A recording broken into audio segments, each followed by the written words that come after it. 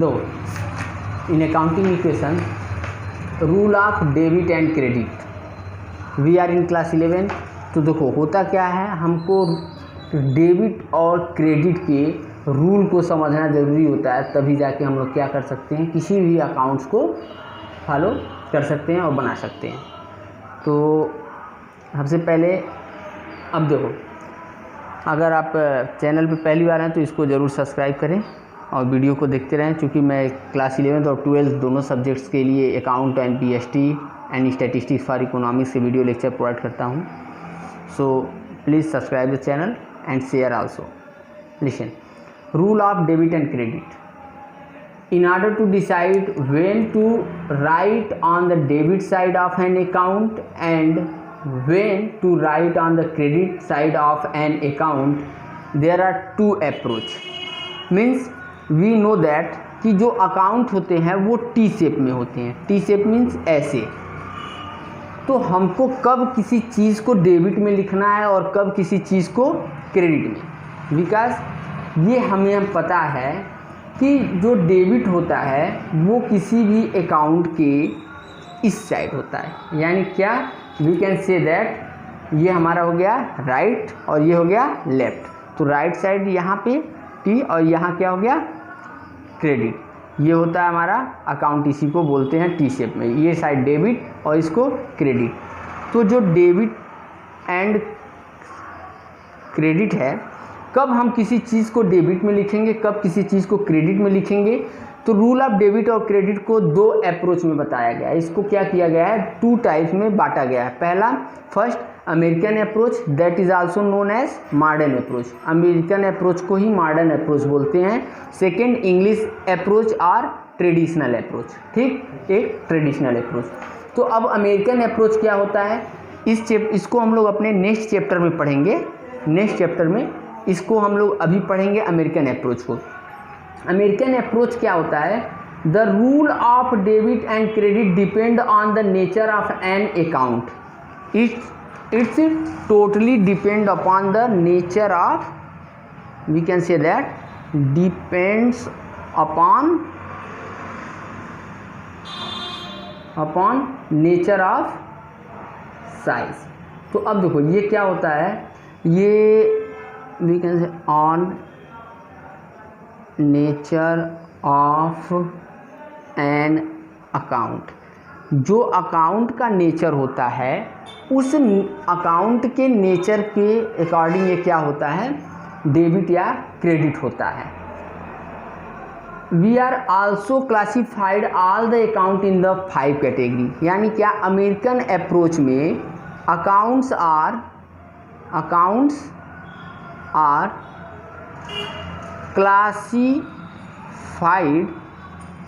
in 5 categories. तो देखो इसको क्या करते हैं, 5 कैटेगरी में डिवाइड किया गया है अकाउंट को। इसमें first of all asset account.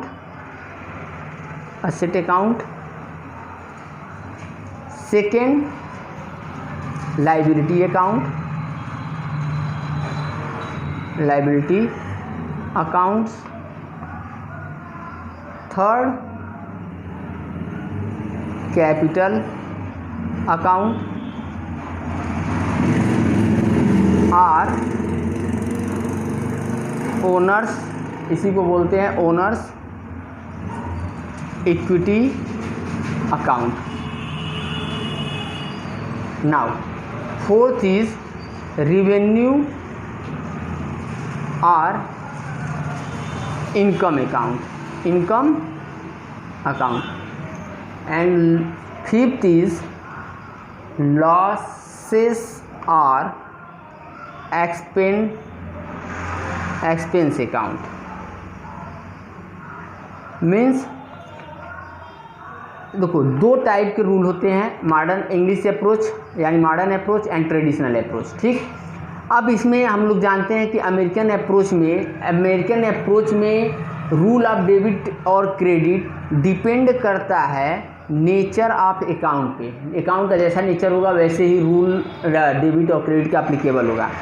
Account को 5 भागों में बांटा गया है, asset account, liability account, capital और revenue account and capital account, revenue and income account, loss and expense account. अब देखो सबसे पहले आता है हमारा जो एसेट अकाउंट। तो एसेट अकाउंट, अगर कोई भी एसेट है, we have lot of assets and we are also read in our previous classes कि होता क्या है। तो एसेट में जैसे लैंड, बिल्डिंग, प्लांट, मशीनरी, ये सारी चीज़ें हमारे एसेट हैं। और अगर उसका हम अकाउंट बनाते हैं, यानी एसेट का अकाउंट बनाते हैं, तो एसेट का अकाउंट बनाएंगे तो ऐसे सिचुएशन में मान लो अकाउंट कैसा बनेगा, टी शेप अकाउंट बनेगा। हम लोगों को पता है कि अकाउंट कैसा बनेगा, टी शेप, इसी को बोलते हैं अकाउंट। इसमें एक क्रेडिट साइड होता है और ये डेबिट साइड। तो कब किसी चीज़ को हम डेबिट में लिखेंगे, कब किसी चीज़ को हम क्रेडिट में लिखेंगे। तो देखो when decrease in asset will be recorded, मतलब क्या, जब एसेट की वैल्यू में इंक्रीमेंट हो, where there is an increase in the amount of an asset such is record on the debit side. मतलब अगर इंक्रीज हो रहा है, increase in the assets will be recorded on this side। यानी अगर किसी भी एसेट्स की वैल्यू बढ़ रही है, ठीक, या एसेट आ रहा है, तो उसको हम क्या लिखेंगे, अपने डेबिट साइड में। क्लियर। और इसी तरह से इसी का अपोजिट हो जाता है कि अगर डिक्रीज इन एसेट्स, अगर एसेट डिक्रीज हो रहा है तो हम लोग कहाँ लिखेंगे, will be recorded on this side. Clear हुआ, ये समझ में आया कि अगर मान लो एसेट है हमारे पास और एसेट या आ रहा है, तो एसेट की वैल्यू बढ़ रही है तो एसेट को हम कहाँ लिखेंगे, डेबिट साइड। अगर एसेट की वैल्यू क्या हो रही है, घट रही है, तो कहाँ लिखेंगे, क्रेडिट साइड। Now listen. अब इसी तरह से दूसरा क्या हम लोगों ने पढ़ा, लायबिलिटी अकाउंट। तो लायबिलिटी अकाउंट के लिए क्या होता है, सेकेंड लायबिलिटी। तो देखो एसेट का अपोजिट होता है लायबिलिटी। एसेट का क्या होता है, अपोजिट होता है लायबिलिटी। तो अब इसके लिए अगर हम अकाउंट बनाएं टी शेप, तो आपको एक चीज़ पता हो जाएगा। देखो एसेट का मतलब क्या होता है, जो हमको क्या करता है, रिवेन्यू अर्न करने में हेल्प करता है, वो हमारा क्या होता है, एसेट होता है। और लायबिलिटी का मतलब क्या होता है, जो हमको आउटसाइडर्स को क्या करना हो, पे करना, वो हमारी लायबिलिटी होती है। यानी बिजनेस जो आउटसाइडर को पे करता है वो उसकी लायबिलिटी होती है। अकाउंटिंग टर्म में हम लोगों ने देखा था, when there is an increase in the amount of liability such an increase will be recorded on the credit side of liability। यानी सेम एसेट का अपोजिट हो जाता है, यहाँ पे इंक्रीज इन लायबिलिटी को क्या किया जाता है, रिकॉर्ड किया जाता है, ठीक। और डिक्रीज होगा, अगर डिक्रीज यानी क्या, किसी को 500 देना था अब 400 देना है, 100 रुपये से कम हुआ, तो decrease in liability recorded on this side. Clear, ठीक, ये डेबिट हो गया। इसी तरह से थर्ड अकाउंट है हमारा, थर्ड क्या है, कैपिटल अकाउंट। और कैपिटल मैंने पहले बताया था कि कैपिटल क्या होता है, कैपिटल किसी भी बिजनेस इंटरप्राइजेस के लिए क्या होती है, लायबिलिटी होती है। क्योंकि ये माना जाता है कि जो कैपिटल है, इसको जो ओनर है उसने बिजनेस को एज ए समझो डेट दिया है। तो if increase in the capital, तो इसको अगर लायबिलिटी माना जाता है तो लायबिलिटी की तरह ही ट्रीट किया जाएगा। यानी इंक्रीज होगा तो क्रेडिट साइड, अगर डिक्रीज इन कैपिटल होगा तो डेबिट साइड।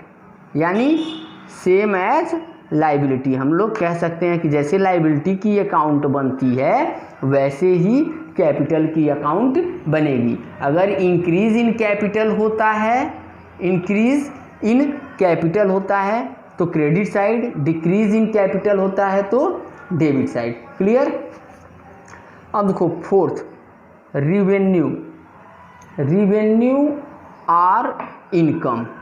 तो देखो रिवेन्यू आर इनकम अकाउंट क्या होता है, तो रिवेन्यू हम लोगों को पता है whatever amount earn by the business enterprises that is called revenue.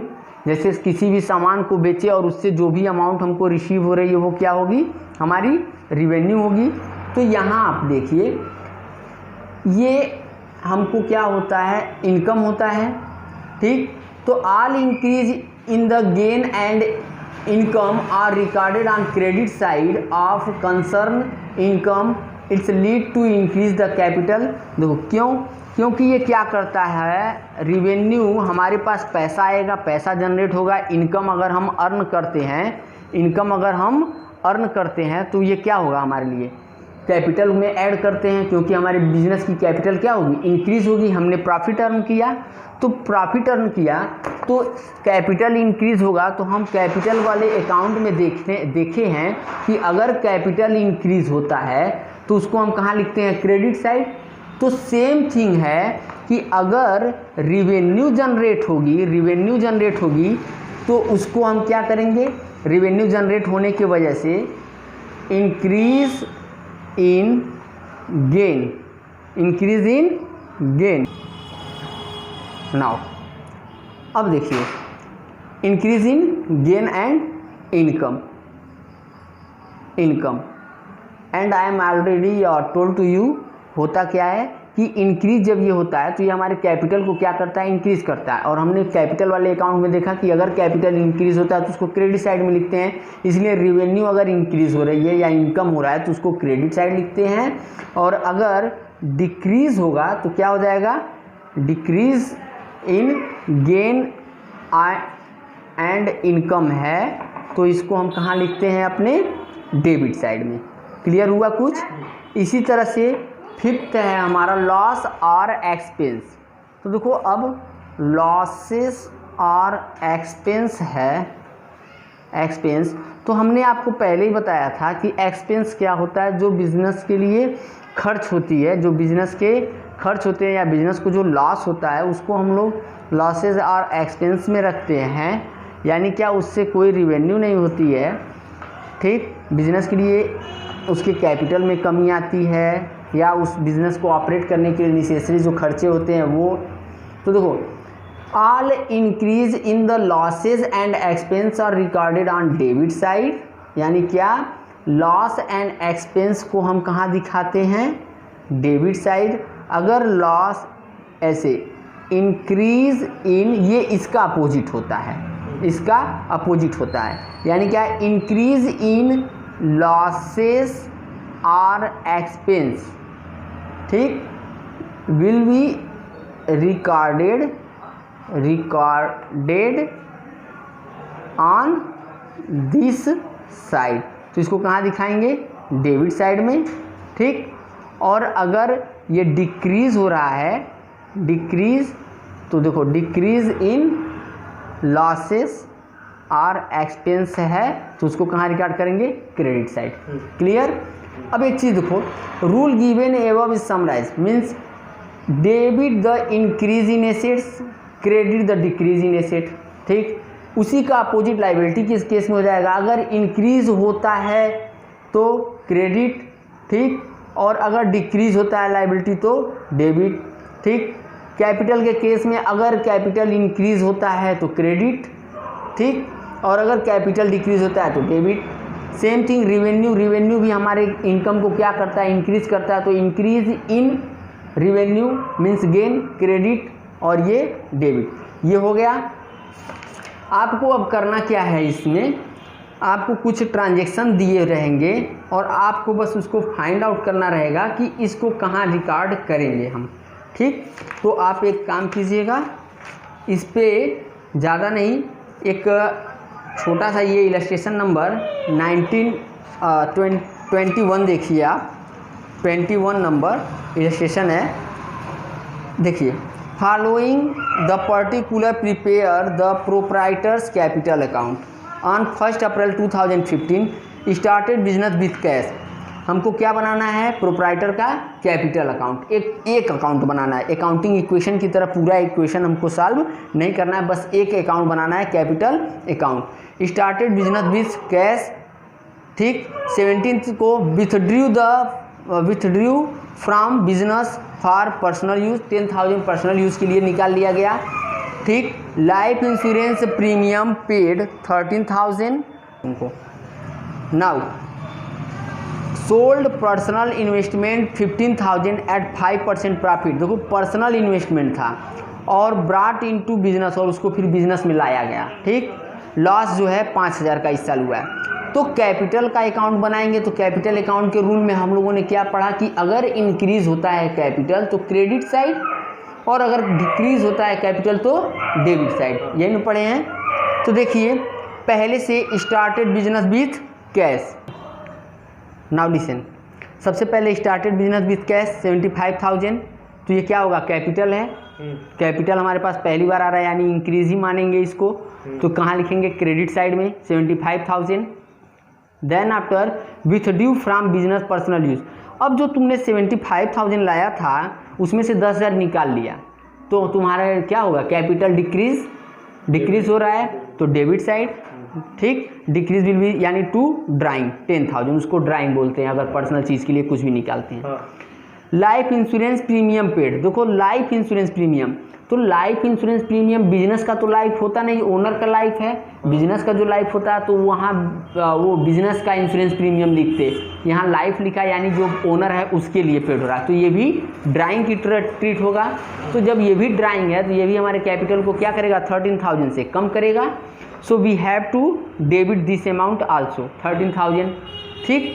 Fourth one, sold personal investment, personal investment 15,000 का था, 15,000 का 5% प्रॉफिट पे उसको सोल्ड किए, तो 15,000 का 5% 750 रुपीज़ बेचे और उस पैसे को टोटली अपने बिजनेस में ले आए, यानी एज ए कैपिटल।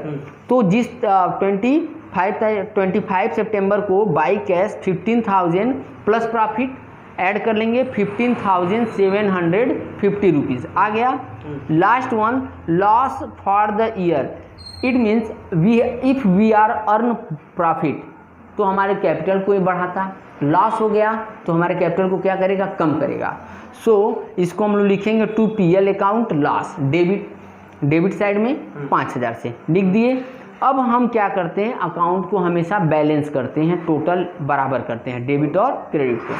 तो यहाँ पे 90,750 रुपीज़ आ रहा है क्रेडिट साइड, और हियर 10,000, 13, 23 एंड 5 28,000। तो ये जो आएगा, जो भी आएगा टू बैलेंस CD, ये 62,007, इसमें से 90,750 रुपीज़ में से इस अमाउंट 28,000 को माइनस करेंगे, तो जो आएगा ये हमारा क्या हो जाएगा, टू बैलेंस CD, यानी हमारे कैपिटल में अभी भी इतना पैसा बचा हुआ है। क्लियर, समझ में आया। अब इस पे आपको